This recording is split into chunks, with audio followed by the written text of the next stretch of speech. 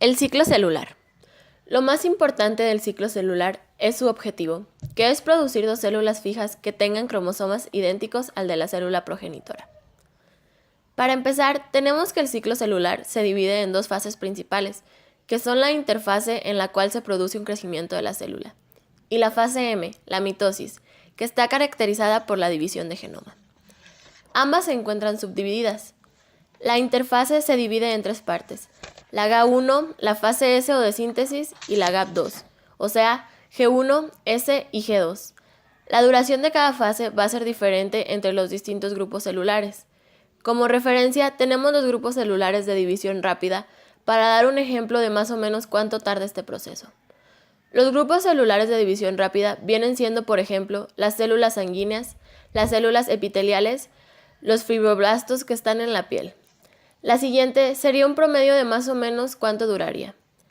Sería de 9 a 12 horas para la fase 1 o G1, de 7:30 a 10 horas para la fase S o de síntesis, y de 3 horas y media a 4 horas y media para la fase G2. En el caso de la mitosis, que no tenemos esquematizada aquí, se estima que tiene una duración de 1 hora. La fase G1 suele ser la fase más larga y más variable del ciclo celular.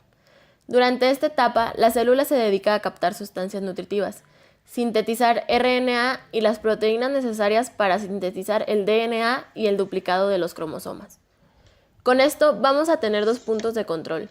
El punto de restricción, el cual se encierra el volumen celular al estado de los procesos fisiológicos de la célula y a sus interacciones con la matriz extracelular.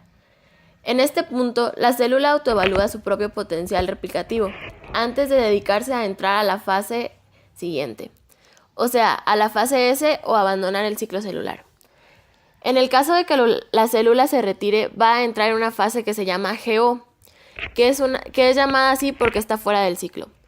Por lo tanto, la fase G1 podría durar solo de 9 a 12 horas en el caso de las células de división rápida o toda la vida para una célula que no se divide.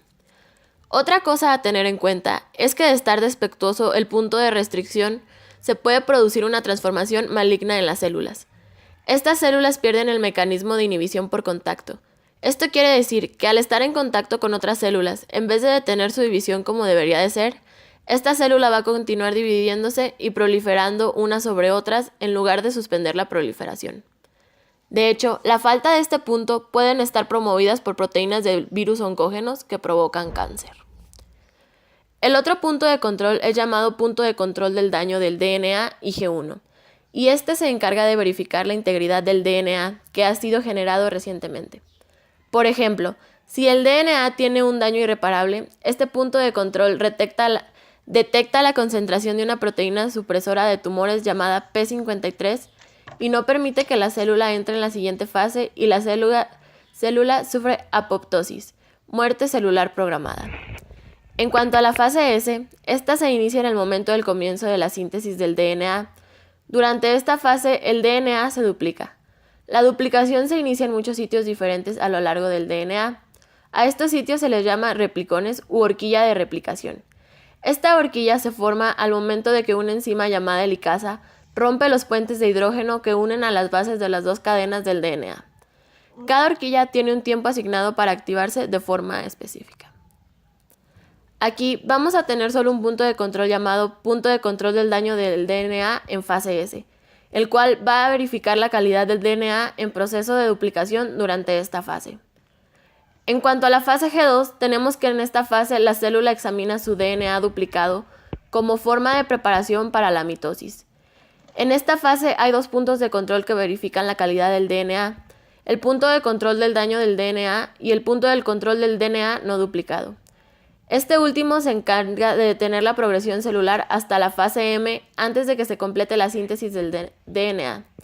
No permite que se vaya antes de terminar la síntesis. Eso fue todo de nuestra parte. Muchas gracias por su atención, compañeros.